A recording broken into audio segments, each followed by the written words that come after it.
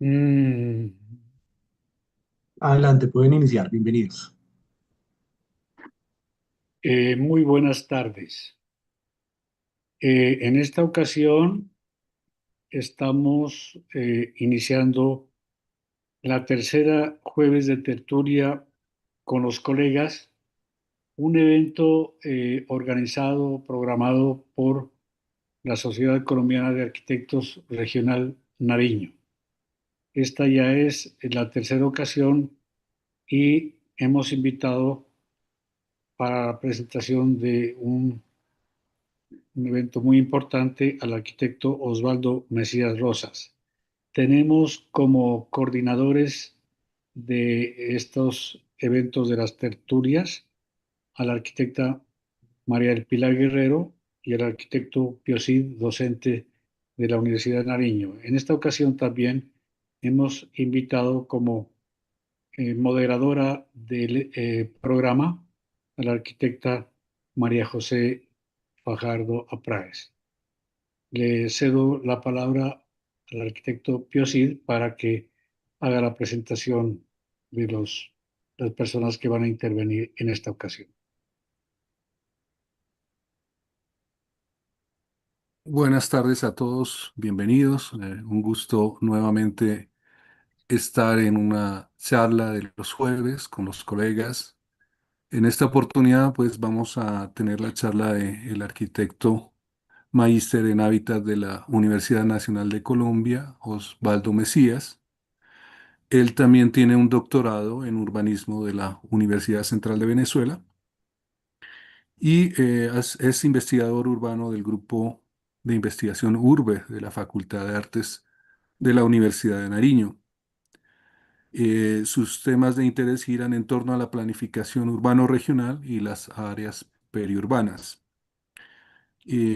Entonces, Osvaldo es profesor tiempo completo y viene realizando esta investigación hace varios años, que es de vital importancia para comprender nuestra región y nuestro entorno inmediato y un poco tratar de vislumbrar cuál es el futuro de esa periferia urbana que rodea a Pasto y sus municipios aledaños. Entonces, bienvenido, le damos gracias y esperamos disfrutar su conferencia.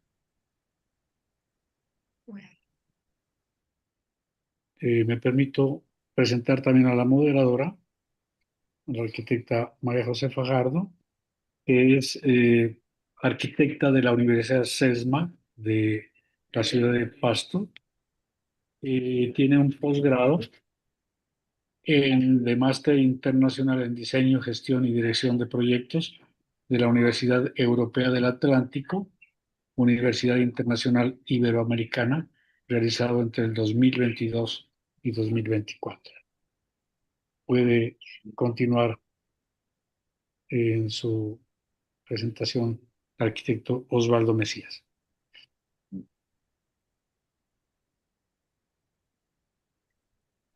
Bueno, ahí están viendo mi presentación. Ya Sí, está. Sí, correcto. Bueno, primero que todo, pues mi agradecimiento a la SCA por darnos la oportunidad de compartir estas investigaciones, particularmente pues el arquitecto Pío Cid, quien nos hizo la invitación directa. Y estos espacios pues los considero importantes, y sobre todo para la investigación de tipo académico, porque si la investigación académica no se divulga, pues como dicen, no existe. Entonces, qué bueno que ustedes brinden esta oportunidad. Bueno, sin más, presento la ponencia que he titulado Reurbanización, una alternativa para la sostenibilidad de Pasto y caso de estudio, corregimientos de Pasto. Concretamente, hemos estudiado los corregimientos de Cabrera, La Laguna y San Fernando, entendiendo que forman parte de la cuenca alta del río Pasto. Eso fue como el tema de interés y ahora estamos trabajando en el corregimiento de Genoa. Ah, ya tuve el primer inconveniente. No avanza la presentación.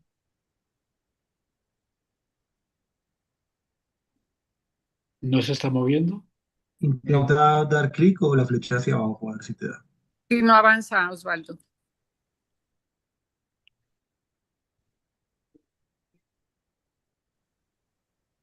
ya. ¿Qué hizo? Ya. Ujú. Bueno. Entonces, esta frase del arquitecto Renculjas, que el gran reto de la arquitectura pues, es entender el mundo de la rural, ¿no? La enseñanza de la arquitectura, la planificación urbana y gran parte del ejercicio de la profesión de la arquitectura se ha centrado en la ciudad, ¿no? Es urbanocentrista, ¿no? Y nos hemos olvidado de la ruralidad. Y muchas veces los proyectos que se hacen en la ruralidad se hacen en función del habitante urbano o en función de la ciudad. Entonces, estas investigaciones que las llevamos haciendo ya unos 4 años atrás, esta es la tercera, va en función de entender más la ruralidad, de entender cuáles son los requerimientos y los modos de vida y el futuro deseado de los habitantes originarios más que del habitante urbano. Entonces, por eso hemos hablado del concepto de la ruralización, ¿no? Vamos a ver un contexto, un marco teórico, el concepto nuevo en construcción de la urbanización, un concepto polémico, por cierto. En ese sentido, pues sí me gustaría oír aportes y críticas de ustedes al respecto. Una propuesta que hacemos de nodos de desarrollo urbano.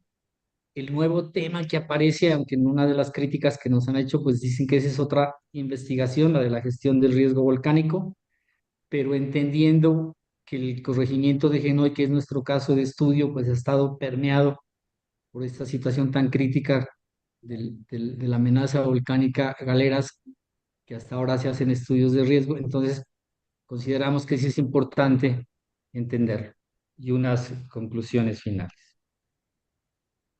Bueno, en esencia, pues el problema es la expansión de la huella urbana y la densificación no planificada de las cabeceras corregimentales. Así que de seguir la tendencia actual, pues va a terminar por conurbarlas y por desaparecerlas, que es lo que ya ha sucedido con los antiguos poblados aledaños a Pasto, ¿no? Chapal, Pandiaco, ahorita Cachala, Anganoy, pues ya son prácticamente barrios de la ciudad que perdieron su característica de ruralidad, ¿no? Y como objetivo planteamos definir unos criterios de planificación desde la lógica de la urbanización de las cabeceras corregimentales que bordean a la ciudad de Pasto. Como método de investigación hemos empleado lo que se denomina la evaluación integral, que prácticamente lo que intenta es leer la voz de todos los actores, tanto de los actores originarios, de los habitantes originarios, que son los actores principales, de la institucionalidad, de la academia y de los teóricos, para fruto de eso, pues, lograr ese diálogo de saberes, ¿no? Bueno, el contexto que ustedes ya lo conocen, para los que no son de Pasto, pues estamos en Nariño, en el suroccidente de Colombia, estamos en un municipio que queda en la cordillera de los Andes. La ciudad de Pasto está en el Valle de Atriz, al pie del volcán Galeras.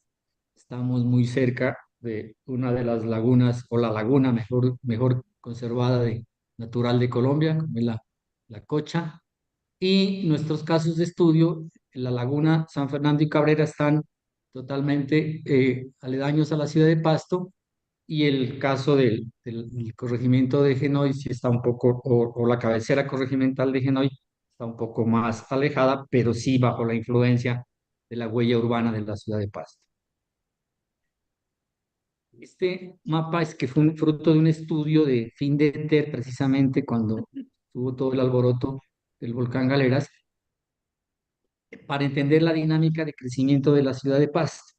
Si es un mapa dinámico, pues aquí está fijo, muestra pues cuál ha sido las fechas de diferentes épocas históricas en cómo ha ido creciendo la ciudad de Pasto, a partir de su centro histórico, cómo ha ido avanzando, cómo en los años 70, por ejemplo, se construyó la carretera panamericana, que era el borde de la ciudad, se pensó que ese era el límite de la ciudad, que la carretera panamericana iba a contener el crecimiento de la ciudad hacia el volcán, y lo que originó fue todo lo contrario, ¿no? Jalonó el crecimiento de la ciudad hasta el volcán.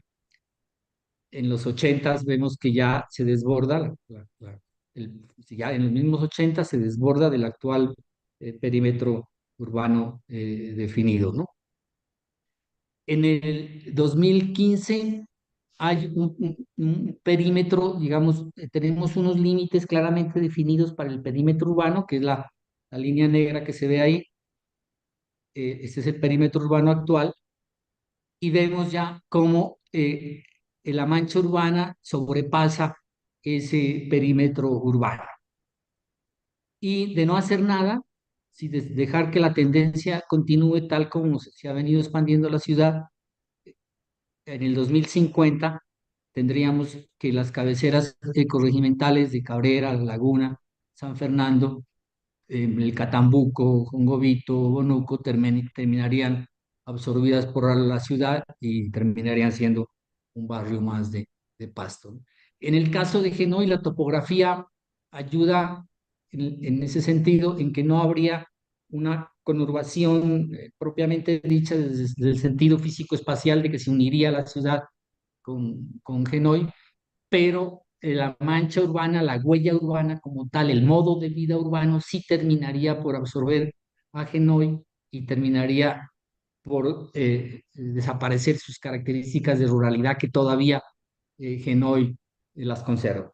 Entonces es un panorama crítico que no podemos dejar que siga la tendencia, que si bien es cierto, existe un POT que plantea un área perfectamente definida para el área urbana, pero que lastimosamente no hay control físico, no hay compromiso de la sociedad civil, y todo confluye para que precisamente no se cumpla lo que está planificado y la ciudad se siga expandiendo sin ningún control, que lastimosamente en forma informal es como más se ha expandido. Son muy pocas las licencias de construcción que se dan para las zonas de la periferia, ¿no? A no ser que sea un conjunto de vivienda campestre, ¿no? Pero las otras casas generalmente la gente las hace en forma espontánea, no regularizada.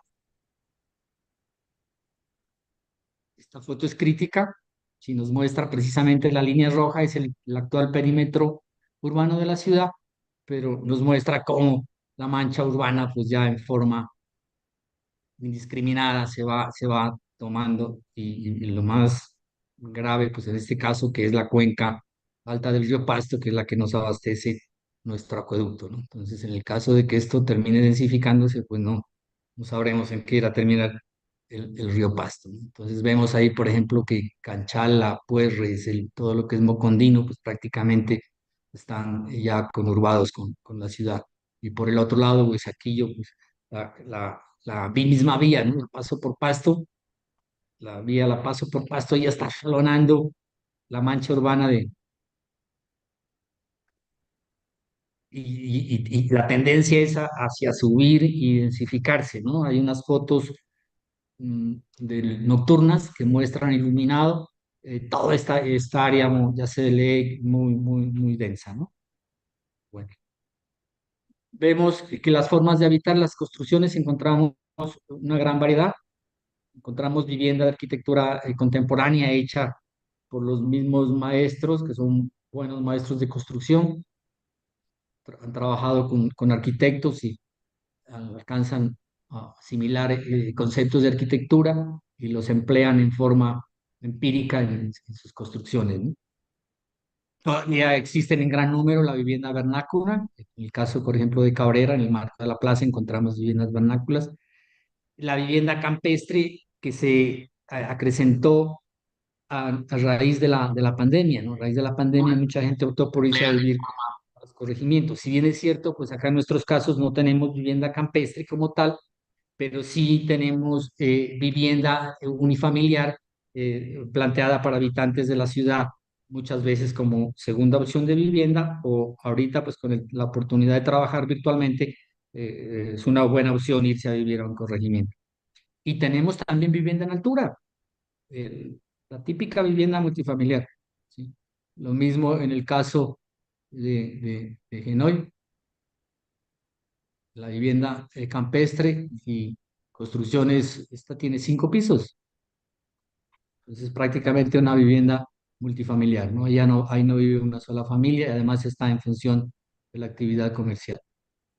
O estos ejemplos, ¿no?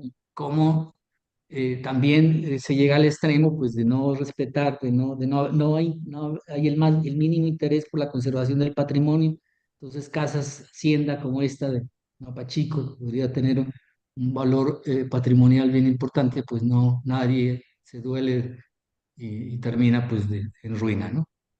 O la otra, en Charguayaco, en Genoy, ¿no? En plena, esta zona está considerada todavía en zona de amenaza volcánica alta, está restringida todas las construcciones, y lo mismo, como en forma no regulada aparece esta iglesia que se terminó de construir en el 2021 sin ninguna licencia, sin ningún permiso, y con el beneplácito y la mano de obra pues, de la comunidad.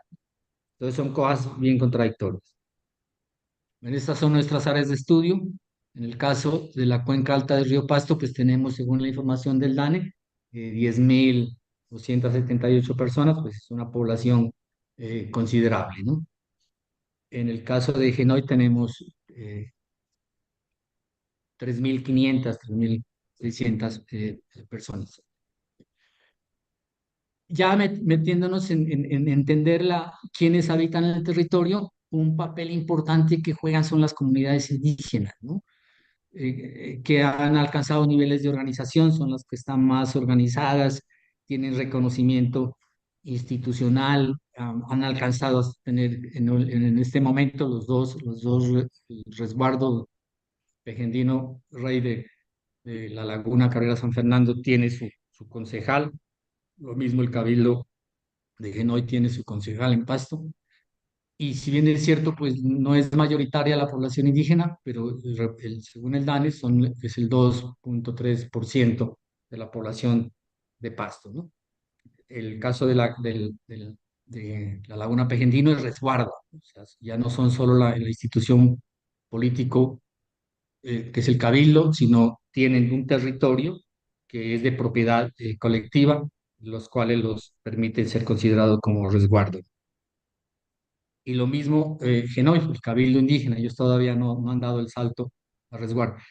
Y lo interesante es cómo estos movimientos indígenas, si bien es cierto la Constitución del 91 les abre ese espacio, pero curioso, por ejemplo, que en el caso particular de Genoy fue precisamente la reactivación del volcán y esa primera apuesta que hubo por reasentarlos, que los obligó a reconocerse como indígenas, a buscar el reconocimiento de la institucionalidad, y prácticamente pues es nuevo el reconocimiento de la institucionalidad, ¿no? Bueno. Y tenemos pues elementos ancestrales que identifican este territorio. El Capañal, Camino Ancestral Andino, reconocido por UNESCO, pues llega precisamente hasta Pasto, ¿no? Y se habla que le da la vuelta al Galera. Tenemos gran número de petroglifos, tanto en Cabrera como en Genoy. Entonces hay un elemento indígena que es fuerte, sobre todo porque están organizados, tienen su nivel de representación y juegan un papel importante en el territorio, en la defensa del territorio, ¿no? Aquí ya nos metemos en la teoría, en el campo de la planificación. Entonces, digamos que hay dos tendencias generales desde el punto de vista de la planificación territorial, que en últimas es la que define el uso del suelo. Una visión, digamos, que es la que está imperando, una visión global, neoliberal, economicista, y una visión... Ay, disculpen, disculpen. Y una visión crítico-utópica, que es a la que le apuntamos, que nace más desde lo regional, que nace más desde la visión de los usuarios del territorio y que obedece más a los intereses comunes, ¿no? La visión neoliberal, pues, obedece más a los intereses del capital y la tierra, pues, es una mercancía más, ¿no? Y desde la visión regional, pues, la tierra tiene que ver mucho más con la forma de habitar y con la forma de identidad del territorio que tienen las personas que lo habitan, ¿no? Y aquí ya tomamos una posición, ¿no? ¿Cómo entender la periferia urbana? Aquí es donde existe la contradicción, ¿no? Una apuesta es lo que hice el comentario al comienzo, esa posición total urbanocentrista que mira la ciudad y su área y su periferia como área suburbana, el mismo nombre lo dice, suburbano, y que le apunta en últimas a la urbanización del campo. Y la visión a la que le apostamos, el marco teórico en el que nos apoyamos y el que queremos defender y el que queremos fortalecer, es el que tiene la visión desde la ruralidad, si el que hemos denominado rururbano. El área la denominamos área rururbana, que no tanto es el área, sino tiene que ver con una actitud, con una filosofía, con un modo de vida, con una forma de habitar el territorio. Y esta visión de lo urbano le apunta precisamente a entender que existen unas actividades asociativas, que existe una organización social, que existe una cultura que habita ese territorio. Este es un territorio, un espacio híbrido, un tercer territorio que por su cercanía a la ciudad, pues está influenciado por la ciudad, pero queremos que sea la ruralidad la que imponga los criterios de ocupación del territorio y no la ciudad. Entonces, más bien hablemos de la ruralización urbana. Entonces, la urbanización. Aquí lo pongo con un mapa conceptual. Tenemos entonces la ciudad y lo rural, y tenemos ese tercer híbrido, esa tercera área, que es un híbrido en disputa, que sería el área de la huella urbana. Lo que está inmediato a la ciudad sería el área suburbana, y lo que está en esa área de intersección y está en contacto directo con la ruralidad, pues sería netamente el área urbana, pero queremos que esa área urbana, eh, en ese territorio en disputa, que sea el área suburbana la que se imponga y no sea el área suburbana la que termine invadiendo el área periurbana. Cuando hemos tenido la oportunidad de mostrar estas presentaciones en contextos internacionales, entonces la discusión ha sido latente, ¿no? Eh, los que ya están dedicados a la planificación desde la visión del norte global insisten en que esta discusión ya está superada, que para ellos ya está superada, que no existe la dicotomía entre la ruralidad y la ciudad, porque ya se integran de tal manera en que cada uno sabe cuál es su papel, no se pisan las mangueras, por decir algo, y lo tienen claramente reglamentado, lo tienen claramente, su planificación territorial está definido perfectamente, y pues tienen una institucionalidad fuerte, fruto de la cultura pues de los europeos, por ejemplo, que son ciudades de miles de años. La planificación de ellos la llevan siglos atrás. Entonces, tienen claramente definidas sus reglas de juego, y la institucionalidad es fuerte, la cultura de respeto por la norma es muy fuerte allá, y además pues las multas son exageradísimas en el caso de un incumplimiento, y la gente pues, lo hace por las dos cosas, por la cultura y porque sabe que si hay una institucionalidad que donde viole una norma, pues no, allá nadie puede construir una casa sin licencia. O sea, en cambio, en el sur global, pues ese problema no lo hemos solucionado. La discusión la tenemos latente, el territorio periurbano sigue siendo en disputa, como vimos el caso de Pasto, la fotografía, como la ciudad se sigue expandiendo sin ningún control, y que si bien es cierto, tenemos unas apuestas desde la planificación, pero por ejemplo, nuestros planes de ordenamiento territorial siguen siendo urbanocentristas, se centran, la norma está bien definida del perímetro urbano para adentro, pero del perímetro urbano para afuera la norma es muy general, plantea unas generalidades que no tienen en cuenta para nada las particularidades de cada corregimiento. No puedo tener una norma igual en Genoy, que en Catambuco, que en Anganoy, que en Cabrera. Son contextos, son situaciones diferentes, debería tener su norma específica. Colombia, por ejemplo, habla de que tenemos que haber avanzado ya en la planificación de las unidades de las UPR, las unidades de planificación rural. Muchos municipios en Colombia ya lo han logrado, pero en general así lo contempla la ley, que deben existir la planificación de estas unidades de planificación rural. Pasto apenas esbozó una delimitación de esas UPRs, pero no hemos avanzado absolutamente nada en la norma de las UPRs, ¿no? Y es algo que está en construcción y que se dificulta y que no hay la voluntad política para hacerlo, no solo a nivel de Pasto, sino a nivel general de Colombia, porque son mínimos los municipios que han avanzado en la planificación de su ruralidad. Estos son los casos que muestro de ejemplo de referentes de lo que sucede, por ejemplo, en Valencia, España, las huertas urbanas en Valencia, que le sirvieron muchísimo ahorita a raíz del desborde de la Dana, ese desborde grandísimo que tuvieron esa avenida torrencial. Las huertas urbanas precisamente les sirvieron muchísimo de colchón. Son áreas que han existido miles de años. Valencia tiene 2000 años y estas áreas perfectamente han tenido miles de años en que estuvieron en función de la agricultura, eran áreas de los duques, de los reyes, y siempre fueron propiedad del Estado, nunca pasaron a ser, digamos, propiedad privada individual, entonces se conservaron como tal. Y ese cuento de la ciudad compacta que siempre nos vendieron a nosotros en la planificación, acá no lo vemos así, porque como es área rural, ¿sí? Este es el centro histórico de la ciudad, aquí está la muralla, la muralla antigua, estamos en pleno centro de la ciudad, y en pleno centro de la ciudad existen estas áreas grandísimas, ¿sí? Que están en función de la agricultura, y la ciudad se sigue expandiendo y bordea, pero esos sitios de agricultura se siguen conservando. Eh, Existen casas como estas que están en pleno centro de la ciudad. Lastimosamente, ese sí es el problema que tienen ellos. Lastimosamente, estas casas no tienen habitantes campesinos, allá no hay campesinos. Estas casas terminan siendo de administración y el campesino o la persona que va a trabajar en la agricultura generalmente son migrantes, entonces allá el problema más bien es de quién ocupa.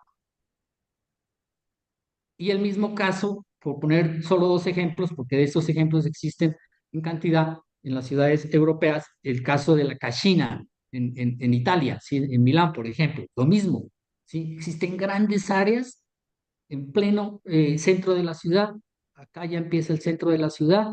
Estas fotos están a escala de Pasto, ¿sí? Entonces, Arquitecto sí, Osvaldo, son las 6 en punto. wow, bueno.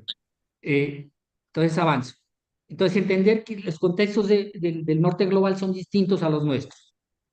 Bueno, en Pasto podríamos verlo como una oportunidad también, ¿no? Si bien es cierto ya está consolidado todo lo que es el perímetro urbano de la ciudad y se sigue expandiendo, pero todavía vemos ahí unos elementos verdes fuertes que bordean la ciudad, que perfectamente pues serían los que deberíamos mantener en función de la productividad agropecuaria y no en función de la expansión urbana de la ciudad. Estos son ya los ejercicios que hacemos de medir. Hacemos una retícula de 1 hectárea de 100%, medimos eh, densidades de construcción, densidades de metros cuadrados construidos, de energía eléctrica, de tamaño de lotes, y la intención desde el ejercicio que estamos haciendo es plantear unos límites que tengan que ver con las áreas consolidadas y unos límites que tengan que ver con las áreas de transición. Entonces vemos que los límites del POT pues están desbordados. Los colores rojos y naranjas son los más densos y los amarillos todavía podríamos considerarlos como áreas medianamente densas, y los verdes serían los únicos que tienen que ver con la ruralidad. ¿Sí? Entonces, aquí es donde la planificación debería entrar de lleno para poder definir cuál es esa área consolidada de nuestros corregimientos y cuál es esa área de transición y que quede claramente el área rural en función de la ruralidad. Un avanzo más rápido, este es el caso de Genoy, lo mismo, miren, sí, cómo el perímetro que plantea el POT está totalmente desbordado, los rojos son los más densos, todo lo que es amarillo, rojo y naranja podría ser considerado como área consolidada. Ahí podríamos entrar más en detalle para definir con más precisión. Sí, pero lo que se lee es que la densificación de nuestros corregimientos está desbordada. Bueno, aquí ya planteamos cuáles son las intenciones de los habitantes originarios. Se estudia varias variables, sí, y vemos la posición que hay desde cada usuario. Hay un interés marcado pues, por la defensa de su territorio, hay un interés marcado, sobre todo de los indígenas, ¿no? Por la conservación de la producción agropecuaria, y hay una preocupación pues, por las visiones urbanocentristas hacia sus territorios, ¿no? Bueno, avanzo para... Bueno, y en el caso de las tres cabeceras corregimentales de Cabrera, San Fernando y La Laguna, planteamos una propuesta de los nodos de desarrollo urbano. Entonces, desde la que están directamente vinculados con la planificación territorial urbana. Desde la planificación territorial urbana, pues tenemos en cuenta como prioridades pues, la conservación ambiental del territorio, la soberanía alimentaria, el tejido social que existe, la calidad de vida de alguna manera existe y cómo se puede todavía mejorar. Y desde el punto de vista hoy del fenómeno mundial, del fenómeno climático, pues habría toda una potencialidad para tener resiliencia y resistencia pues, a este cambio climático, ¿no? Y esta planificación pues está en función de los territorios campesinos agrícolas. Esa es una oportunidad hoy en día que lo contempla la ley de los territorios, las reservas campesinas agrícolas. Hablamos también de una urbanización sostenible. La sostenibilidad de la ciudad de Pasto depende de su ruralidad. No puedo plantear una ciudad sostenible solo dentro del perímetro urbano. Y el criterio, pues claro que está predominando hoy de la biodiversidad, donde la biodiversidad es importantísima. Entonces, cómo estas áreas nos pueden contribuir de forma notoria. Y la importancia de estos nodos de desarrollo rural urbano es cómo logramos potencializar lo que tienen, ¿no? Necesitamos, en nuestro caso concreto, pues avanzar hacia una agroindustrialización, ¿no? Que les permita a nuestros campesinos, pues, vender más allá de materia prima y poder vender ya productos que tengan un nivel de valor agregado de mano de obra. Y le apuntamos pues a que haya una comercialización más directa de lo que produce el campesino, ¿no? Ya leído en el territorio, este sería el caso concreto.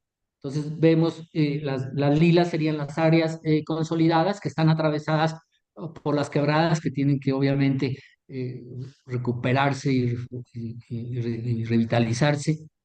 Y la amarilla sería precisamente el área de transición. Entonces casi que estaríamos leyendo un fenómeno de conurbación, o que podríamos decirlo de conurbanización de esta área, ¿no? Entonces, esta área en la planificación debería leerse como una sola y debería integrarse como una sola unidad de planificación, teniendo claro cuáles son las áreas que van a ser consolidadas y cuáles son esas áreas de transición que toca definirlo en forma clara. El POT no habla, por ejemplo, dónde ubicar las áreas de transición, habla de una norma de ocupación de las áreas de transición, pero no las delimita.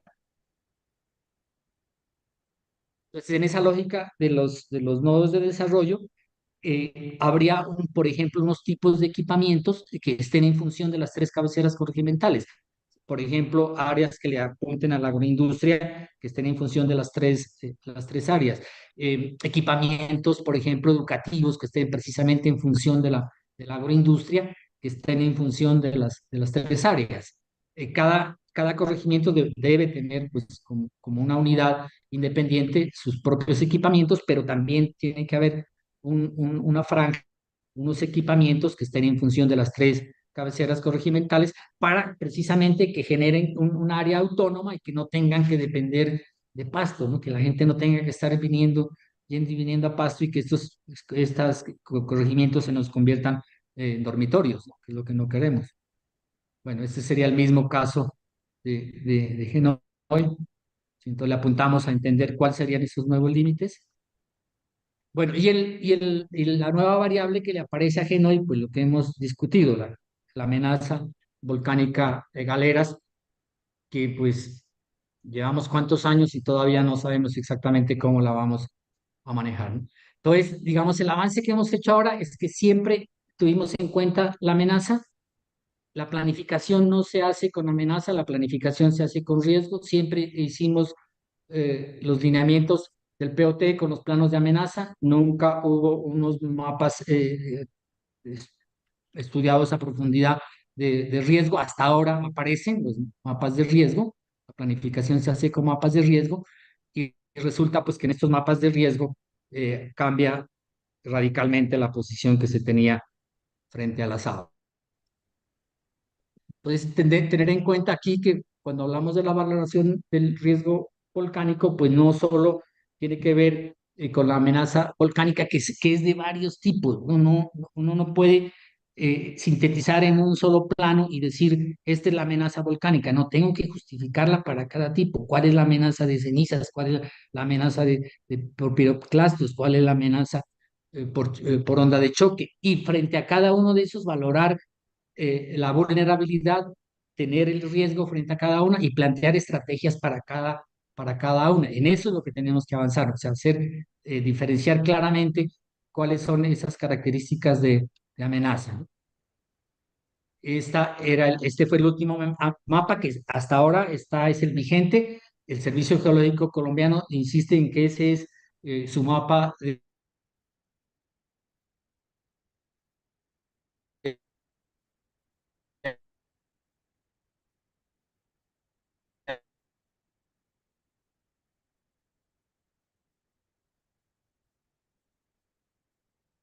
¿Se dañó la voz?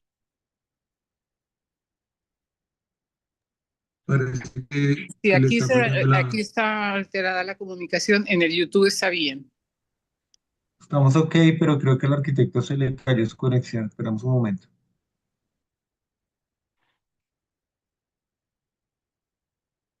No, no se escucha todavía.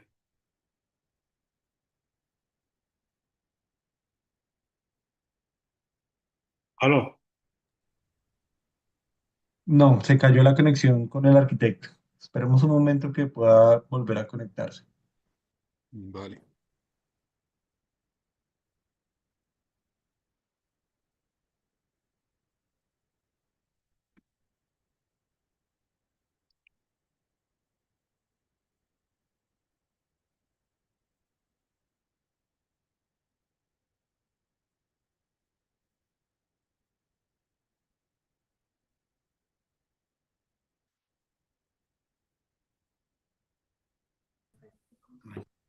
que vamos a estar. Ya retornado. Bienvenido, arquitecto. Ya lo estamos viendo. Entonces, si quiere, comparta pantalla y continúa su presentación. Ah,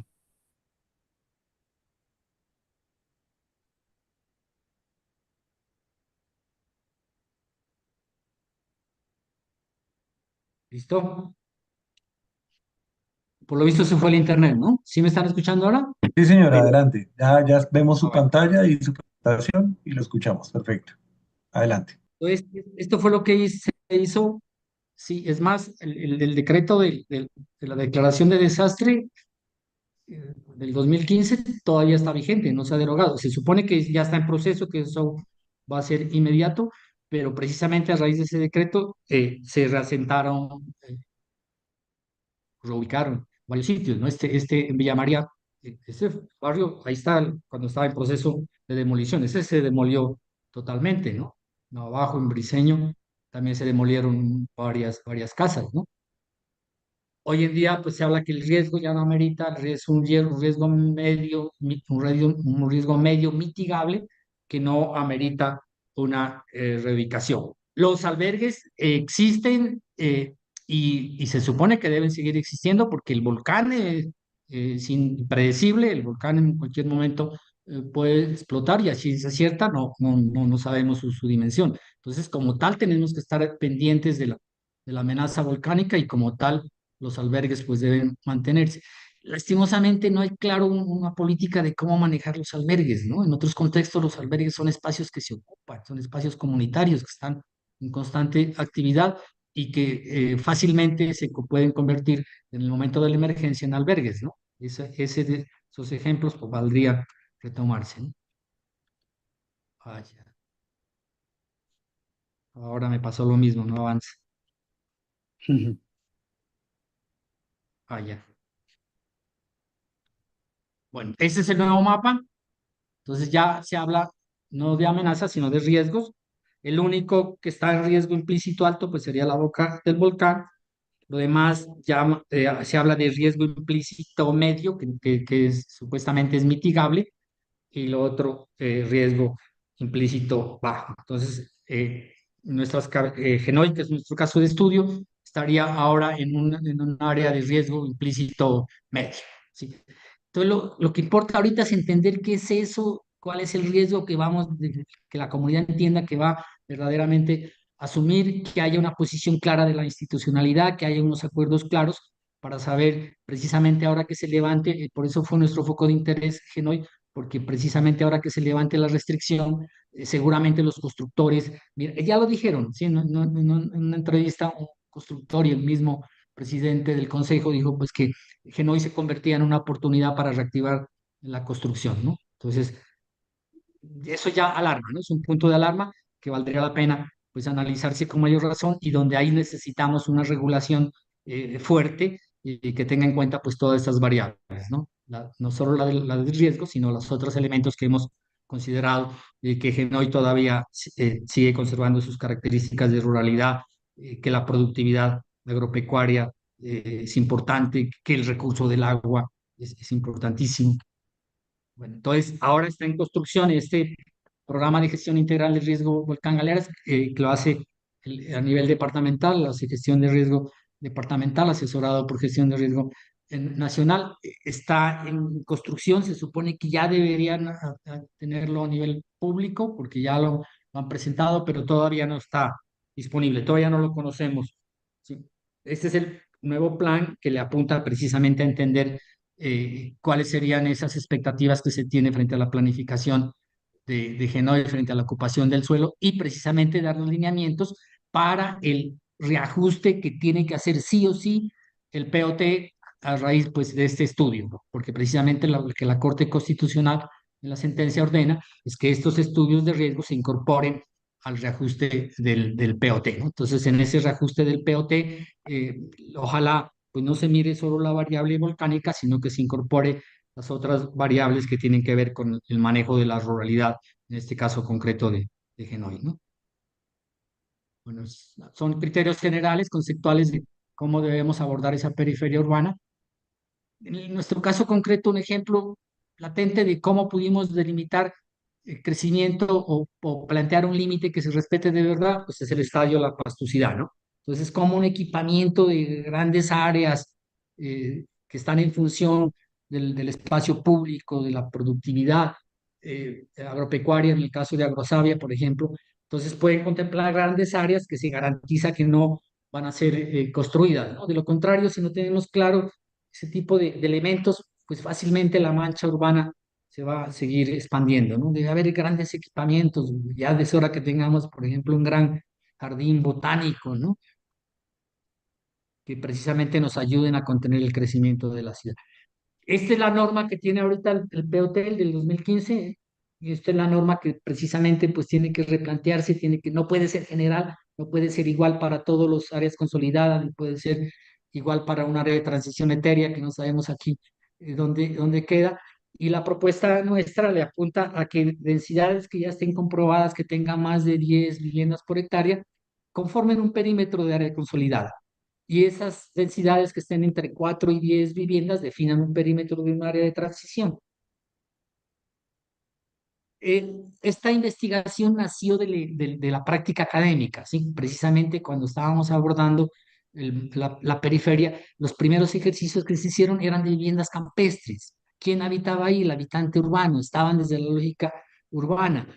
Y precisamente al entender esas cabeceras corregimentales que tienen otras lógicas, nos invitó precisamente a hacer estas investigaciones y, estas investigaciones las hemos permeado en la academia y ya los estudiantes hacen desde otra lógica las propuestas. Entonces, por ejemplo, este es un ejercicio de taller 6 donde se plantea un conjunto de viviendas urbanas, donde la mitad del área del proyecto está en función de la productividad agropecuaria, donde tenemos una densidad de 10 viviendas por hectáreas.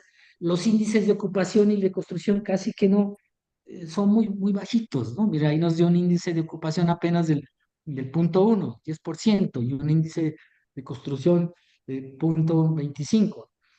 Entonces, cómo desde la academia pues ya se plantean nuevas lógicas, ¿no? Y aquí unas conclusiones, ¿sí?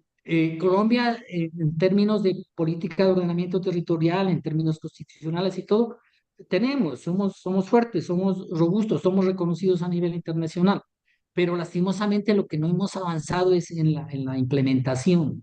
Somos fuertes en la institucionalidad, en el control físico, ¿no? En la cultura, por el respeto de la norma. Y la preocupación, la gran duda, pues es esa, ¿no? Que si seguimos la tendencia, pues terminaremos conurbarnos con nuestras cabeceras corregimentales y desapareciéndolas, ¿no? La sostenibilidad de pasto depende de la sostenibilidad de su ruralidad. Ahí sí, ciudad y ruralidad tienen que ser una unidad. Y la planificación debe equilibrar el crecimiento urbano con la conservación de las características rurales, ¿no? Priorizando a los habitantes originarios y su vocación agropecuaria. Y la planificación, pues no es solo el reflejo de la institucionalidad de planeación, de un plan de ordenamiento territorial, sino que requiere pues de iniciativas, compromisos de la sociedad, de la misma academia y de toda la sociedad en su conjunto. Y desde el fenómeno que estamos abordando, de la gestión del riesgo, pues el principal reto, pues diríamos ahorita, es que es la apropiación de la comunidad, ¿no? Porque es que frente a esto la comunidad siempre se opuso, nunca estuvo de acuerdo, fue reacia al reasentamiento, hubo choques muy marcados, y ahora pues queremos que se eliminen esas asperezas, que la comunidad entienda en qué situación estamos hoy en día, cómo vamos a manejar ese riesgo, cuál es el riesgo que estamos dispuestos a aceptar, y cómo hay una coordinación entre todas las instituciones y todos los actores. Bueno, ahí dejo unos links, ¿sí? Hemos producido unas cartillas precisamente para compartir el conocimiento con la comunidad, que es lo que les entregamos a la comunidad. También hay unos artículos que ya se han publicado, entonces ahí los dejo a su disposición, que son de libre acceso, y lo que queremos pues es eso, que se conozca lo que estamos haciendo, y estamos abiertos pues a la crítica y a los comentarios. Bueno, gracias por escuchar. Bueno, eh, no sé si hay preguntas, María José, te han pasado preguntas para Está sin voz, María José. María. ¿Allá me escuchan? Ya, Vale. cuéntanos. Bueno, primero, muchas gracias, arquitecto, por su presentación. Acá hay bastantes personas que mencionan que es un tema muy interesante. Agradecemos a todos los que han participado. Les recordamos si hay alguna otra pregunta o alguna opinión, aquí estoy atenta para leerla. De mi parte, digamos, es un tema muy interesante. Básicamente, encontramos cómo en el tema del marco teórico y la normativa se generó de pronto por un afán de generar un orden, una clasificación que no tuvo en cuenta todas las variables que a través del tiempo, las diferencias han hecho que la gente tome sus propias decisiones, y tal como lo expone, llegar a un crecimiento, de pronto una expansión sin mayor directrices. Y en ese sentido yo le tenía una pregunta. De pronto, al momento, debido a todos esos patrones que actualmente encontramos tan irregulares, digamos, ¿qué métodos encuentras viables para intervenir en este punto? Porque no se puede llegar a decir simplemente como destruyamos todo lo que ya está, que ya incluso hay un sentido de pertenencia en estos sectores. Entonces, ¿qué métodos se encuentra para generar esa comunicación y que haya, digamos, un nuevo empalme entre lo que hay, entre las nuevas alternativas que deberían proponer para llegar a un orden, para llegar a unas nuevas propuestas de expansión urbana? Y yo soy un convencido de que definitivamente tenemos que avanzar en la construcción de las unidades de planificación rural. pero la construcción de esas unidades de planificación rural sí tienen que ser claramente participativas, ¿no? O sea, tenemos que partir de lo que tenemos. ¿Sí? Es claro que no podemos llegar con el bulldozer a tumbar lo que ya tenemos. Entonces debemos partir de lo que tenemos, debemos partir de lo que la gente que habita el territorio desea y debemos partir de la necesidad que tenemos como ciudad de que estos territorios sigan fortaleciendo la productividad agropecuaria. Pueden urbanizarse al grado sumo. El caso concreto del Cabrera, San Fernando y La Laguna, pues el agua. Necesitamos defender el río Pastos, ¿no?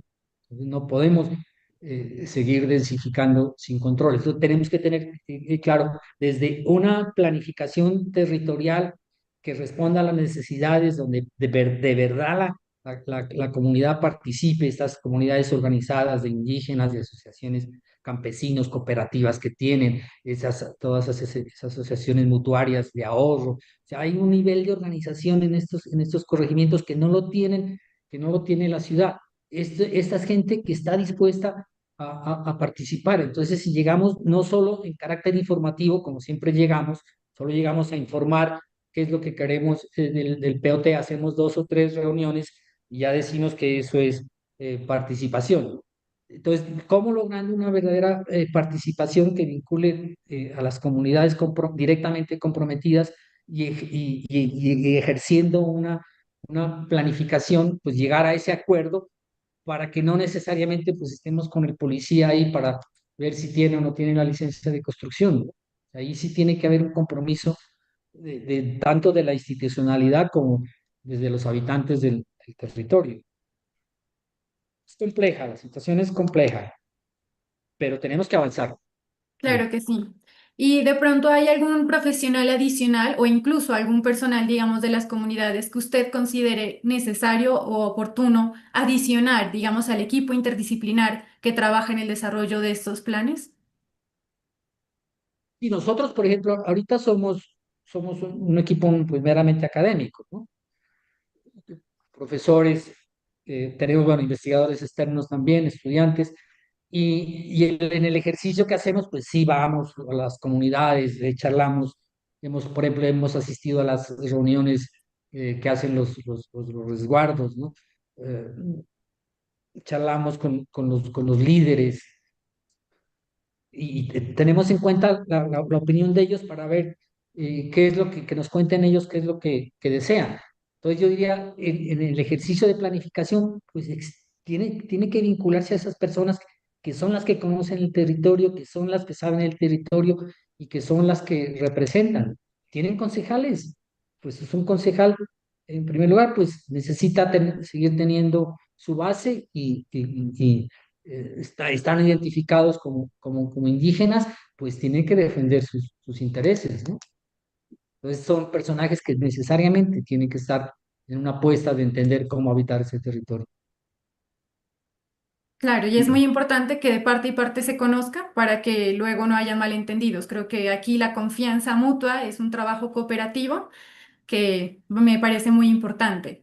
Y también supongamos para de pronto posibles constructores, personas no como tal del sector, que a través de lo que mencionaba, por ejemplo, de Genoy, que de pronto se permita ampliar la construcción. ¿Usted cómo recomendaría o qué formas mira viables para que hayan esa regulación y a la vez el respeto por, digamos, las diferencias de pronto de un constructor que quiera simplemente pensar en la densificación masiva y de la persona que pertenece a estos sectores, que obviamente quiere continuar con muchas cosas de sus tradiciones, donde no miramos edificios, digamos, a gran alturas? ¿Qué sugiere socialmente para que haya como esa cooperatividad en la comunidad y que no vayan a generarse conflictos por este tema? ¿No? Es más, eh, los constructores en una política, digamos, de densificación baja pueden plantear la vivienda campestre, ¿sí? Pero va en contra precisamente del tejido social, porque la vivienda campestre lo que se nos ha mostrado es que son conjuntos cerrados. Sí. conjuntos cerrados que no participan de la vida comunitaria y que son guetos, que no se comunican con el contexto inmediato, que rompen tejido social y así tengan grandes áreas libres, no están en función de la productividad agropecuaria. Entonces, en ese sentido, pues debe haber una reglamentación muy rigurosa en que se plantee claramente cuáles son las características de los proyectos que se van a llevar allá, porque tampoco nos podemos negar, siendo realistas, no podemos negarnos a que estos corregimientos absorban nueva población, ¿sí? No podemos negarnos a que habitantes de Pasto vayan a vivir a las cabeceras corregimentales, pero lo que no podemos fomentar es que el habitante urbano sea el que llegue a imponer las dinámicas urbanas.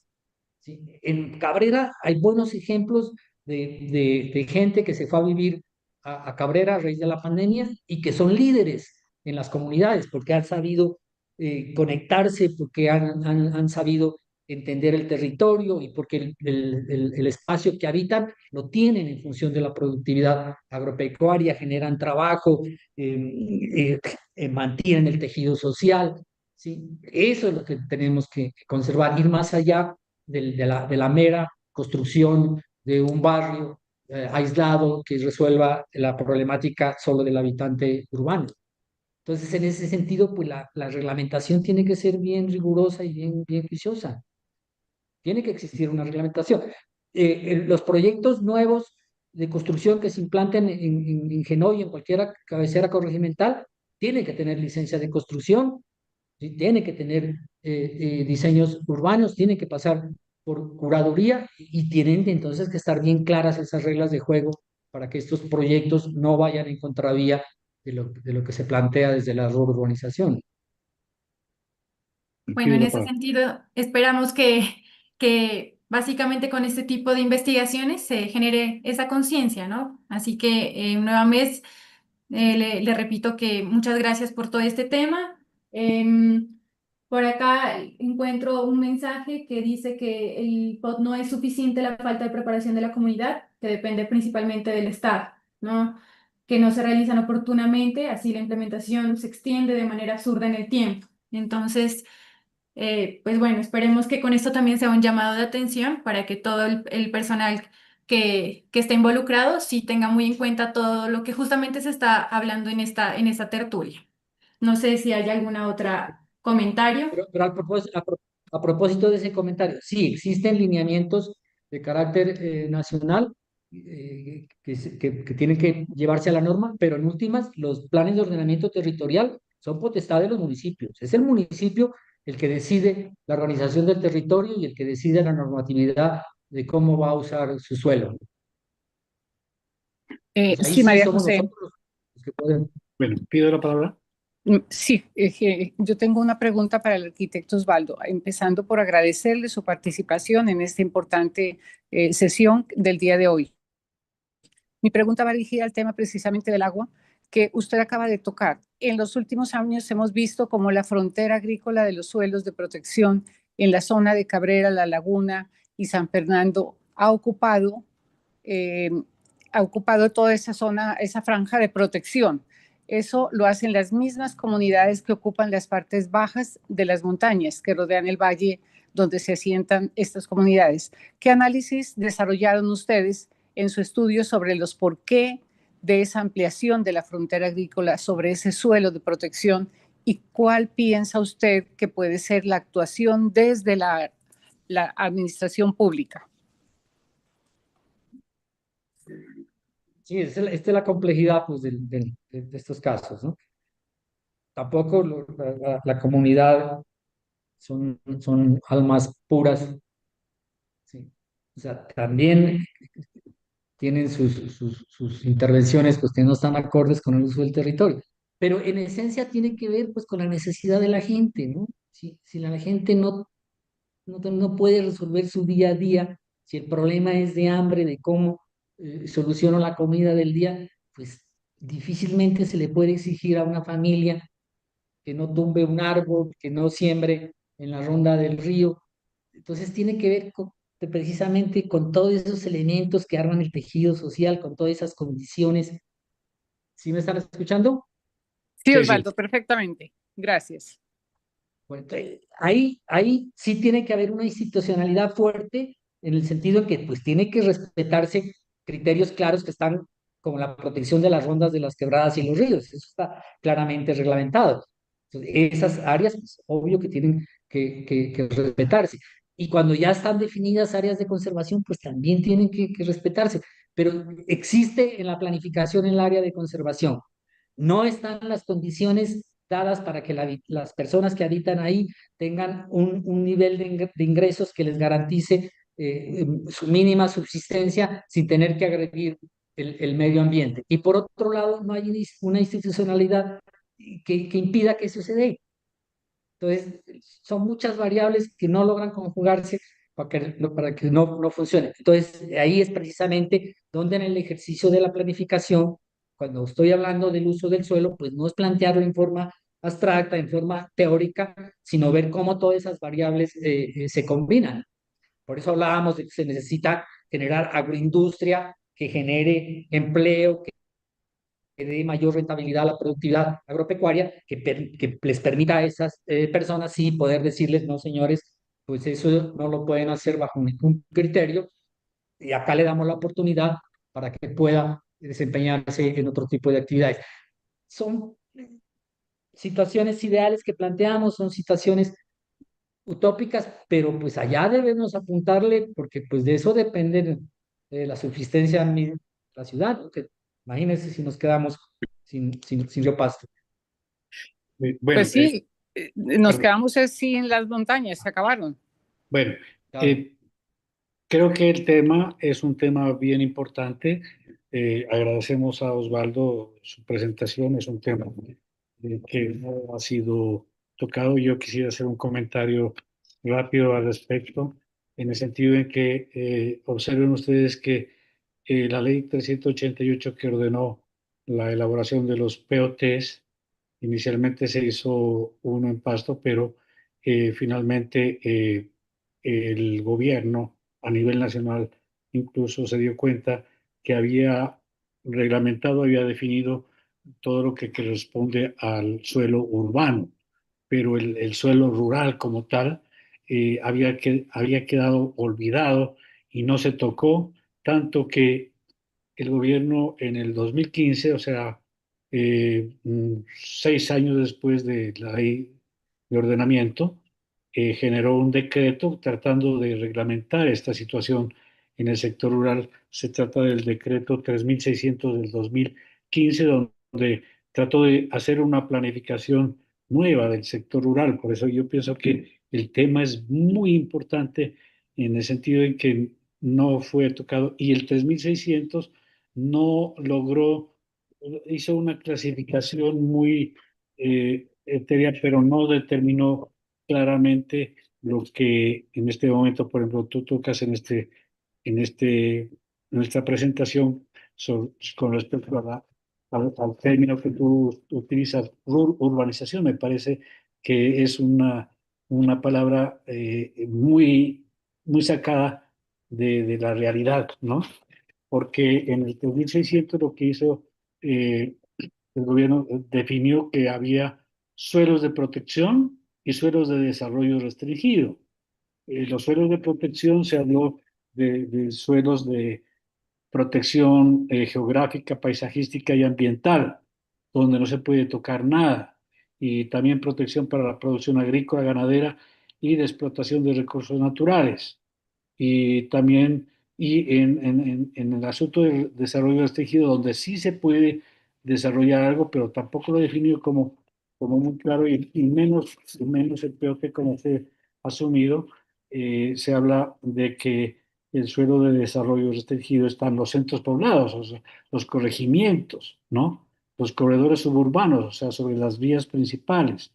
Y en los centros poblados se habló de una área de consolidación y un área de transición, y se habló también de la vivienda campestre, pero con un criterio como clasista, en el sentido de que la vivienda campestre es como para la gente con poder adquisitivo, donde se ubica en el sector rural, con características, pero de clase alta. Entonces, digamos, hay una situación un poco complicada, incluso también se habló de los suelos de expansión, que hasta ahora pues no han tenido un resultado definido. Entonces, pienso que el tema es muy importante porque ha señalado unos criterios que se pueden implementar en eso, ¿no?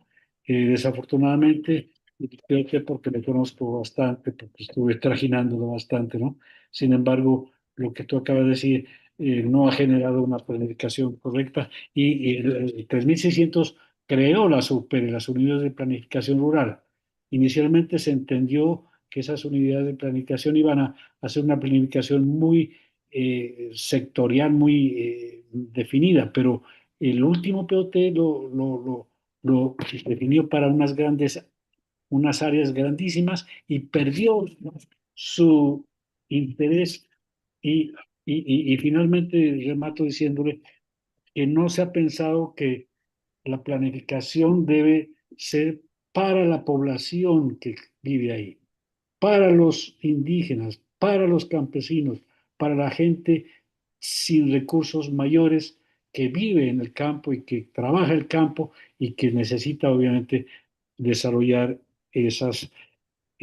digamos, en los corregimientos, en las áreas de transición, como acabo de decir. Bueno, el tema es muy importante. No sé si quieras rematar para terminar ya, porque ya nos pasamos de tiempo.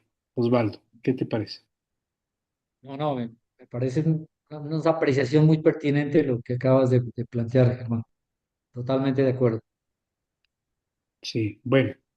No sé, creo que ya estamos por fuera de tiempo. Le agradecemos entonces a Osvaldo su presentación. Muy interesante. El tema es como para de largo aliento porque cuando se haga la nueva formulación del POT hay que entrar de lleno a ese tema porque, como dije, el sector rural, inicialmente, fíjense que el gobierno nacional se olvidó del sector rural.